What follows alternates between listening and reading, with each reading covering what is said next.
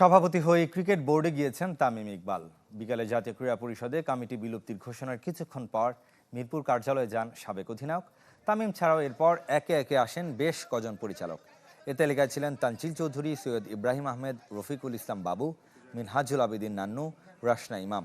11 সদস্যের কমিটির কয়েকজন দেশের বাইরে থাকায় তারা আসতে পারেননি।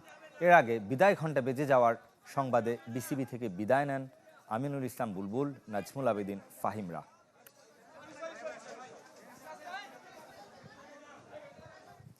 এই মুহূর্তে মিরপুর স্টেডিয়াম থেকে সরাসরি যোগ দিচ্ছেন সহকর্মী ইকরাম হুসাইন।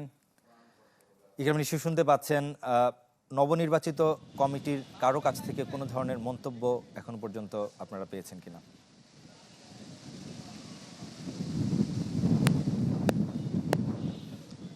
শোয়েব, নবনির্বাচিত অ্যাডহক কমিটির কোনো সদস্যের কাছ থেকে এখনো পর্যন্ত কোনো মন্তব্য আমরা এখনো পাইনি।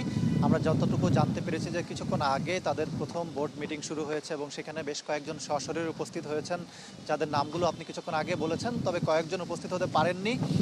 তাদের মধ্য থেকে দু একজন অনলাইনে যুক্ত হচ্ছেন, তেমনটাও আসলে আমরা শুনতে পেয়েছি।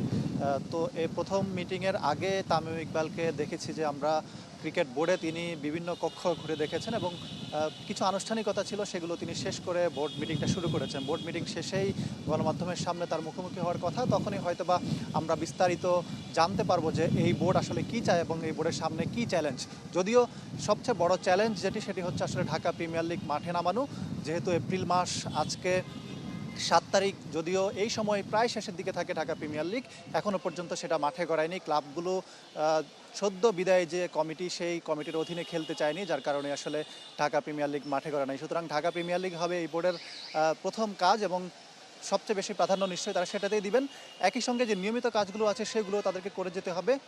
যদিও 3 মাসের মধ্যেই আসলে নির্বাচন দেওয়ার কথা বলা হয়েছে। বাংলাদেশের অ্যাডহক কমিটি বিসিবিতে আগেও এই ধরনের হয়েছিল এবং সেই সময় আমরা দেখি যে অ্যাডহক কমিটি থেকে পরবর্তীতে নির্বাচন করার যে রেকর্ড, সেটা কিন্তু বিসিবিতে আছে। সুতরাং বলাই যাচ্ছে যে তামিম ইকবাল নিশ্চয়ই অ্যাডহক কমিটি 3 মাসের মেয়াদের মধ্যে যখন নির্বাচন হবে, সেই নির্বাচনে তিনি নিজেও প্রতিদ্বন্দ্বিতা করতে চাইবেন।